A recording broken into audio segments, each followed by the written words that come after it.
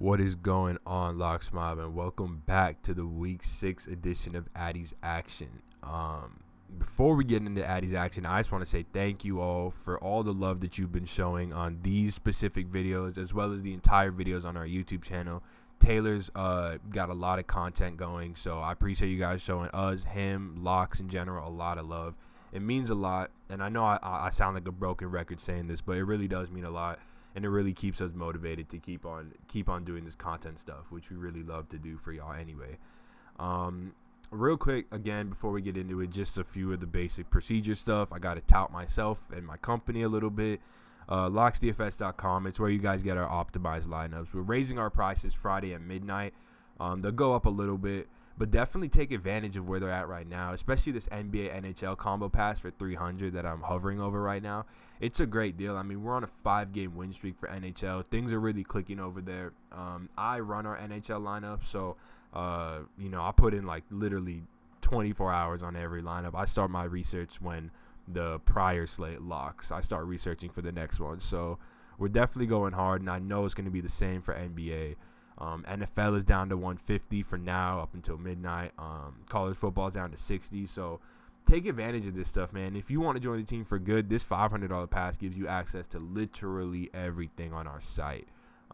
Sports bets, everything comes with this. So if you're interested, check us out. It's where you're going to get our final plays, access to our members-only Slack chat where we kind of give advice, talk about last-minute changes if something has to be made.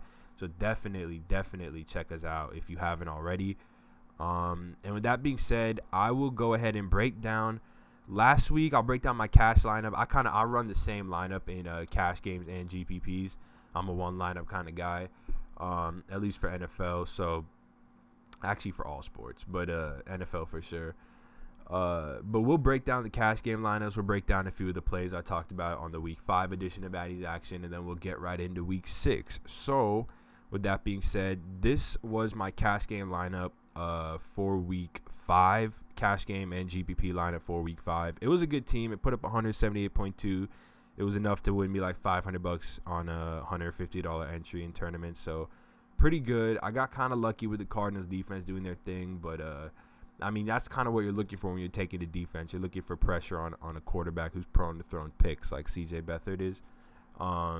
But, yeah, the team worked out good. The only play from here that I had in Week 5 edition of Addy's Action was D.D. Westbrook, who I'm going to talk about a little bit in a second. Probably a good segue just to get right into our Week 5 plays that I talked about. I realized on the Week 5 video I spent too much time talking about the Week 4 plays, so I'm going to try and keep this a little quicker, even though I love to hear myself talk. So I'll try and keep this a little quicker. We had Carson Wentz versus Minnesota, and he put up a good game. It wasn't great. It wasn't like his game versus the Giants, but it was serviceable. It wasn't a GPP winning game, but it was good, and I think the process was sound for Carson Wentz at 5,800. Then we had LaShawn McCoy. LaShawn McCoy did his thing. He got 24 carries, 85 yards, 3 targets, and 2 catches. Put up about 14 points, I believe, on DraftKings, which is serviceable for 4.9K, but it's not going to win you a GPP. It'll keep you alive in a GPP for sure. But the main reason behind playing him was I just thought they would be in a more competitive game versus Tennessee. I know a lot of people were high on Tennessee. I saw him as a Super Bowl dark horse, but I saw him being talked about as a Super Bowl dark horse. I don't know if I'm buying that just yet. I think they're good, but the Bills obviously won that game. I predicted them to be a little bit more competitive, and that led to more LaShawn McCoy touches. Robert Woods, he did well. I think he was just about 92 yards, 5 catches. Just a solid game. Not winning you a GPP, though. D.D. Westbrook, sort of the same boat. 3 receptions, 55 yards. These guys all put up serviceable games. The thing with D.D. Westbrook, man, is just that was sort of unfortunate. I mean, I had him in my cash game. Blake Bortles dropped back and threw 61 times. As you saw, he was in my cash game lineup. I kind of got bailed out with that rushing touchdown at the end and all those passing yards. But that's why we played Bortles. Without Fournette, they air it out a lot more. And I expect the D.D. Westbrook's target share to be around where it was last week, where he got 14 targets in Week 5 or in Week 4. But he ended up only getting 5 targets, caught 3 of them for 55 yards. Not too bad. Tight end, we talked about Zach Ertz. He did well, 7 catches, 43 yards, and a touchdown. He got 9 targets, so the volume was there, but he didn't really put up the numbers, or like the slate-breaking numbers that we wanted. But these are all good games. And then the defense, my defense call was the Lions defense. Now, a bunch of y'all were tweeting at me after Aaron Rodgers was given the Lions defense had 3 takeaways in the first half versus the Packers, and Mason Crosby just kept missing field goals that kept the Lions defense just raking points. They obviously got kind of blown up in the second half, but they still finished with a good score. And it was crazy to see all my mentions blow up when the Lions defense was going off, because they were 0.5% owned or something. But with that all being said, those were the week 5 plays, but we're forward thinking here, so we're moving on to week 6. Let's break it down. I already been looking at this all week. It's Friday now as opposed to recording on Wednesday, so I got 2 more days of sort of research, 2 more days to let kind of the chips fall where they may, if that's even a saying, and then I can break it down and bring it to y'all. So we'll start with quarterback. Now, quarterback's kind of interesting. I think the chalk is obviously going to be Jameis Winston here at 5'8", so a good place to go is kind of find our GPP pivot in this range, sort of, and that's where we're going to go. I think a lot of ownership's going to go on Winston, Matt Ryan, deservedly so. That game's going to shoot out, and I know Taylor talked about Jameis Winston on his video, so definitely check that out. It's on the channel as well. But for me, I'm going to go ahead and go with Case Keenum as my GPP quarterback of the day. Now, I know a lot of y'all think it's gross. Keep in mind, it is a GPP quarterback. Limit your exposure to Case Keenum to GPPs. But I do think that this game might shoot out. The Rams rank 7th in second. Let me pull up my stats right here, actually, because I got it all pulled up. I just hate looking to the side. Denver ranks 10th in the league in seconds per play in situation neutral. Situation neutral seconds per play. Denver ranks 10th, and the Rams rank 7th. So I do think this will be an up-tempo game. Denver tends to play quicker at home, which they are, and the Rams just play quick in general. We know the Rams put up points. I think Denver will be trailing in this game. Ever since Aqib Talib went out, man, they've just been struggling to defend the pass. That injury has proved catastrophic for them. Marcus Peters has been one of the worst cornerbacks in the league the past couple weeks. He still seems like he's definitely battling an injury. He looks like he's playing injured. I think he's allowed like four touchdowns this year. That's second to only Malcolm Butler. So he's kind of getting ripped apart, man.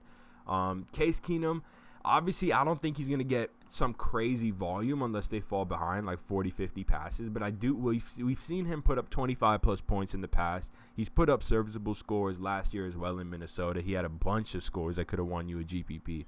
And I think he does the same. I think he's going to be trailing. I think he's going to throw the ball a lot. Despite having Aaron Donald and Ndamukong Suh, we talk about this Rams defense. They rank 28th in the league.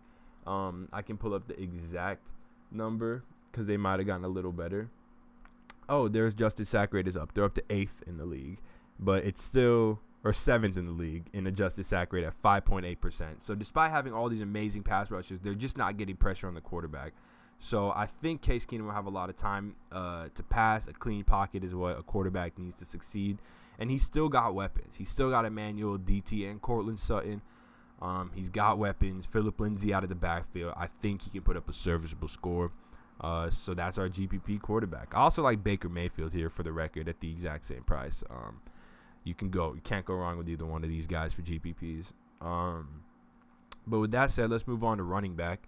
Running back is kind of a similar thing. Prior to me recording this, some news broke about Tevin Coleman being the lead back now because Devontae Freeman is going to be out for week 6.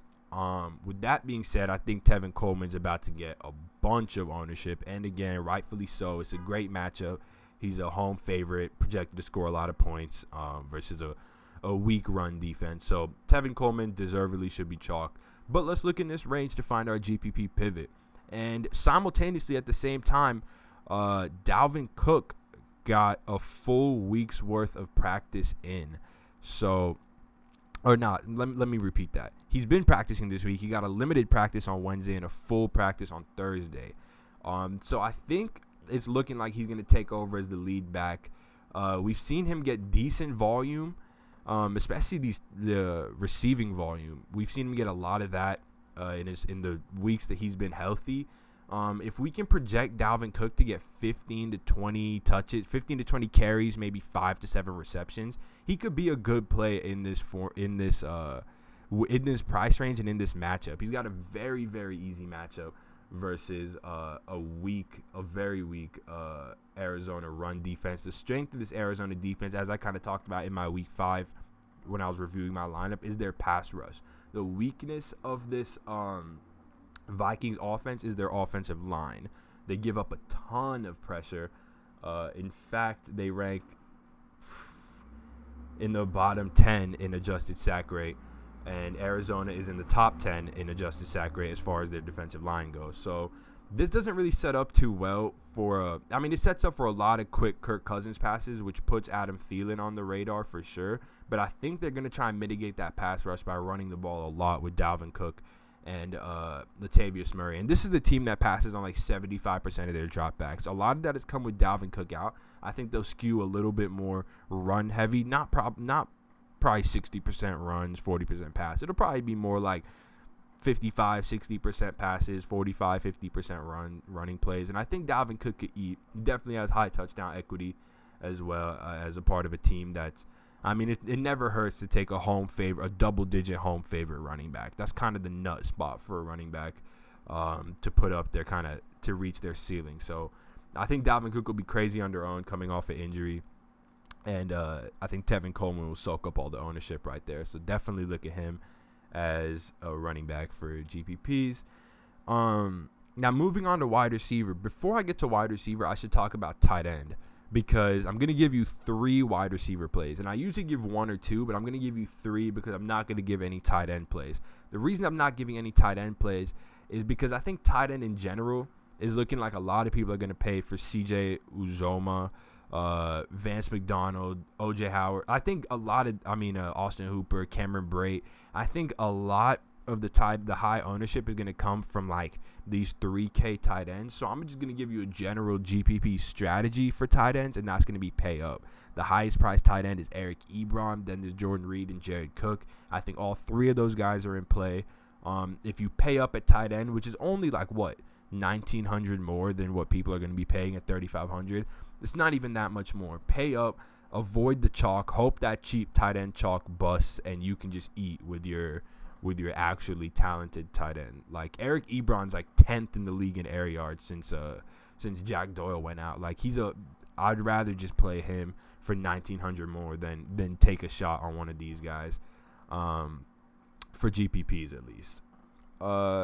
But anyways, with that being said, let's get to wide receiver, because I'm really excited to bring these wide receivers to y'all. I may talk for a little bit on this because I did a lot of research for these guys, so I really want to talk about them.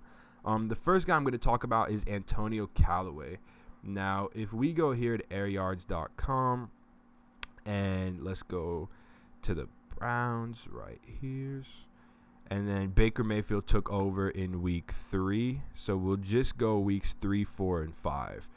And if we look at there's the receiving numbers for weeks 3, 4, and 5 since Baker Mayfield took over, and we go to market share of air yards, which is sort of my favorite stat to look at when looking at receivers. I love market share of air yards because it really just shows you who's got the highest upside on the team. And this is looking like Antonio Callaway, man. He's got a 33% market share of air yards. Now, you may think, this is going to go down a little bit. They want to move Rashard Higgins into that number 2 wide receiver role. Well, Rashard Higgins is out this week. Antonio Callaway's got a great matchup versus the Chargers. They give up a lot of big plays in the passing game. And, look, this guy's first in air yards.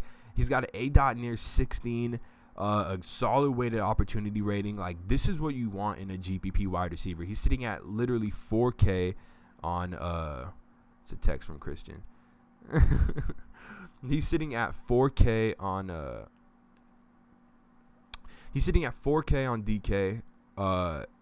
Just an awesome price point. I don't think a lot of people are going to go down here in this range for wide receiver, so I really like Antonio Callaway. I think he can boom. We saw this guy get 14 targets in games with Baker Mayfield. Baker Mayfield's been airing the ball out over 40 pass attempts in each of his 2 games as a full-time starter. So I really like Antonio Callaway just as much as I really like Jarvis Landry as well. He's got a great matchup versus Desmond King in the slot. But obviously he's $2,700 more. So we're going to go with the cheaper version and Antonio Callaway. And sort of sticking on the theme of playing a cheaper wide receiver in a spot that we like. Y'all are going to be mad at me, but I'm repeating myself again. We're going back to Courtland Sutton. I know the minute I said that, I know anyone watching this video knows I'm the biggest Courtland Sutton fanboy. I love the guy. I literally love the guy. I think he's so talented, and I think he's a great fit on this Denver team. They're just not getting him the ball, and they're just not getting the ball in his hands enough. I mean, he's got the highest ADOT on Denver. Let me go ahead and break this down for y'all. So we're on airyards.com. I'll show y'all with the numbers since I'm assuming there's nobody here that's just listening to the audio. So I'm assuming you guys are watching this. So I'll break it down for you guys. So recently DT took over the lead in air yards on this team because of a 42-yard garbage time touchdown. Last game, he took over the air yards lead. But, I mean, he's only 26 ahead of Courtland Sutton. And before I even get into this, let me just back out of this tab. Before I even get into this, Courtland Sutton is sitting at 3,500 on DraftKings. The other 2 wide receivers that I'm comparing him to are like, what's Emmanuel's? DT's 5'8" and Emmanuel's 6'7". So keep that in mind. Like, I'm talking about a guy who's a full 2,300 cheaper than the wide receiver 2 and 3,200 cheaper than the wide receiver 1. So Courtland Sutton, anyways, 26 air yards behind DT for the lead on the Broncos, 7 behind Emmanuel Sanders. He does trail him in targets a bit, but he leads him at ADOT. He's barely behind them in market share of air yards. Without that DT catch, he'd be ahead of DT in market share of air yards. So this guy, I mean, if you ever like the Denver passing game, just start with Sutton because this guy is giving you the best points per dollar value of all 3 wide receivers. I've said that he leads. I mean, I don't know if he leads them, but he gets a bunch of end zone targets for these guys. He's been fingertips away, literally fingertips away for 4 straight weeks about missing. He's been fingertips away from putting up over 25 fantasy points. So he's definitely just an awesome play, such a talented guy, and he's going to have a slate-breaking game. Some week he's going to have a slate-breaking game. It could be the week where he's trailing versus an overrated pass defense at home on a team that's projected to, they're projected to score, 22.25 points, and that's 7 less than the Rams. So it's pretty comfortable to say that they'll be trailing, and he's on the field for them a ton, and he runs a bunch of routes for them. So I love me some Courtland Sutton this week. And I'll probably play. I mean, y'all saw that. I played him in cash last week at 0.9% owned. So I'll probably do it again if you want to play the same plays as me. But anyways, let's move on. The last guy I want to talk about is just the guy who's casually leading the league in air yards, and no one's going to play him for whatever reason. But John Brown, I mean, he leads the league in air yards, literally 871 air yards. Now, he's only caught 19 of his 44 targets, and I should say 44 targets is a solid amount of targets for a guy with this many air yards. Like, that's solid. But he's only caught 19 of them. A lot of that is indicative of his ADOT, which is nearly 20. But the upside is real. That upside is crazy with an ADOT of 20. Market share of air yards 43%. Joe Flacco's been airing the ball out. He's thrown, I think, the ball over 40 times every game. And most of those games have been in pretty negative game script for a passing game because the Ravens have been leading. Their defense has been great. I think this game stays competitive versus Tennessee. John Brown, he'll be matched up on Malcolm Butler, who's been ripped apart. He's allowed over 400 yards in coverage, 5 touchdowns, which leads the league. And I don't think anyone's going here because it's going to be kind of like it's sort of like a gross play, a Baltimore wide receiver versus a defense that is better than most people think. But man, 5,500, like 5,500 for the guy who's leading the league in air yards. that alone should be a lock in probably cash games. But he's going to be under-owned in cash games and GPPs. So I say we just lock in John Brown, man. I'm very, very high on him. And he's I think that's a 425 game. Yeah, it's interesting. That Tennessee game is a 425 one. So it's nice. You have John Brown just waiting to go off for you guys in the 425 games. I love it. Even Cortland Sutton, too. But then, anyway, so those are the 3 wide receivers. Those are the guys I want to talk about. I think I did a decent job breaking it down. But if you guys also, I should mention, if y'all ever have any questions, comment below. Like, comment down below and let me know, and I'll probably respond because I'm always checking this video. So definitely comment down below. Anyways, for defense, I just want to talk. I don't really know. I don't think I'm in the business of predicting where defensive ownership is going to go. It could go anywhere. And defense is so. I mean, we saw the Bengals score 2 touchdowns. We saw Arizona have 5 takeaways. They scored a touchdown. So all we want to do when we pick a defense is we want pressure. We want pressure on the quarterback. That's what we want. Because pressure on the quarterback leads to takeaways. And takeaways are how you score the predominant amount of your defensive points, because that comes via defensive touchdowns. So we want takeaways, you know. So every week we go to I always look at the worst offensive line every week. And every week it's the same few culprits. We got Seattle, Buffalo, Cleveland, Dallas. That's pass protection wise. But by far worse than anyone else is always Buffalo. I mean, they've got a 12.7% adjusted sack rate. That's good for last in the league. This Texas defense is 6th in the league in adjusted sack rate as far as the defensive line goes. They got J.J. Watt, Jadeveon Clowney. They're gonna tee off on this rookie quarterback, Josh Allen. And if nothing, they're gonna have a ton of pressure, which leads to a ton of mistakes. Josh Allen gets sacked like crazy. His team just cannot keep him upright. I love the Texas defense in this matchup. One more little underrated defense that I like as well is the Browns defense. They're 2,600, and I think they're a lot better than people realize they are. West to East Coast traveling team, 1 p.m. Eastern time game for Phillip Rivers, who has shown the propensity to be turnover prone in the past. So I like the Browns defense. I like them at 2,600 as well. But that's it, y'all. Appreciate y'all checking this video out. Again, check out our website, locksdfs.com. And if you want to interact with me, if you want to talk to me, reach out to me on Twitter at ReallyAddy. Comment on this video if you're watching. If you're still watching, let me know. Ask me some questions. I'll get back to y'all. Follow my boys. Follow Taylor Stuber at ByHardy on Twitter. Follow the company at Locks DFS. Show us some love, man. We're going to keep bringing you guys a bunch of content, and it's only going to get better. We have a lot of talks to make everything just better and better for you guys. So definitely hop on board early, because we're just growing real fast. So appreciate y'all a bunch. And with that being said, man, take it easy and let's get some cash this week.